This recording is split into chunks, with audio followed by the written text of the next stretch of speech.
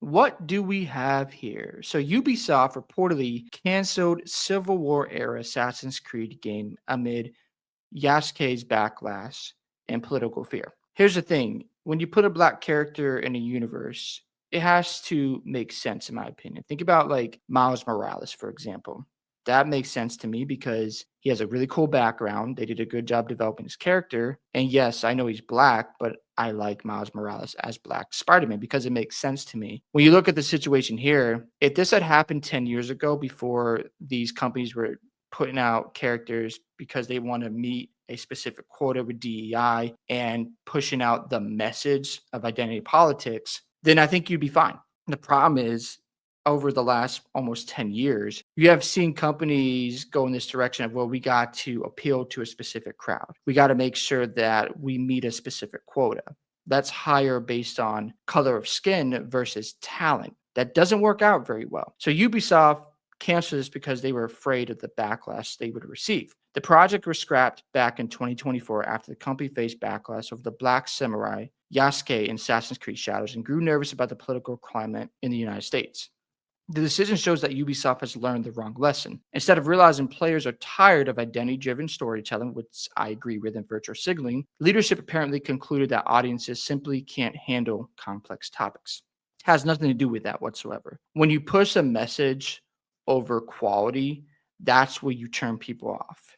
You can have a black samurai, it just has to make sense in your universe. For example, if they put him in the universe from Django and he was this assassin and they had this Western vibe to it, that would be cool because Django is, in that Western movie, he's black. I would have no problem with that. The problem is in this universe, it's from Japan and they want to see an Asian character. So when you take away the foundation of a character and you're doing this to send a message, that's where fans get turned off because you're just virtue signaling. So the result is a company running from its own self-inflicted wounds. Sources told GameFile that the Assassin's Creed Civil War concept would have followed a formerly enslaved man who joined the Assassin Brotherhood after gaining his freedom, traveling west before returning to the post-war South to fight for justice and conflict that would, among other things, see him confront the emergence of the Ku Klux Klan. And 5 current and former employees said the project had early approval before executives killed it. One insider summarized the reason as being too political and a country too unstable. That explanation might sound like caution, but it misses the point entirely. Ubisoft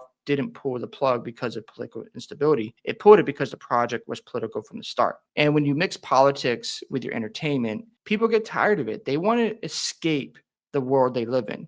And when they go to these fantasies, whether it's a movie or a video game, they don't want to be reminded of the world they deal with. They want to escape it. But when you're putting the same message in these games, entertainment, fans are like, can I just get a break? Can I just enjoy something without being reminded of what's going on in our reality? And that's where fans are walking away. Players have been asking for historical escapism, not another attempt at rewriting history through modern ideological filters. And that's the thing. We want to escape. We want to get away from things. And here's the problem with this whole situation. This character is from Japan. And when you're changing it because you have DEI companies and quotas to meet, and the fans know that, it's like, why do this in the first place? We know what you're trying to pull off, and it just turns people away. So the panic over the Civil War project stems directly from the reaction to Assassin's Creed Shadows. When the company revealed Yasuke as one of its playable leads, fans immediately noticed how far the franchise has strayed from its own traditions. And that's the important thing I want to point out.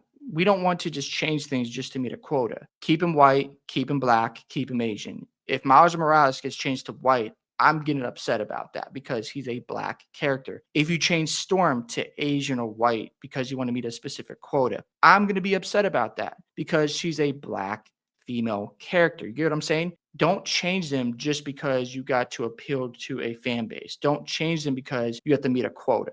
It doesn't work out too well. So the company that preaches no politics. When Assassin's Creed Shadows was criticized, the CEO publicly claimed Ubisoft's goal is not to push any specific agenda, insisting they make games for everyone to enjoy. That line rings hollow when the same leadership keeps steering creative teams toward projects built around modern ideological themes. According to GameFile's report, Ubisoft's finances also played a role in the cancellation after a disastrous 2024 filled with delays weak sales, and falling stock prices, leadership became increasingly risk averse. The idea of releasing a politically charged story about race relations in the middle of America's cultural divide became too much for a company already struggling to maintain stability. But that caution comes years too late. The real problem isn't the setting, it's the mindset. Ubisoft keeps trying to sell ideology under the banner of representation, then acts shocked when the gaming community pushes back. The reason why Assassin's Creed has done well in the past because you have compelling history, great storytelling, great gameplay, and stories that players actually want to experience. When you push a message, because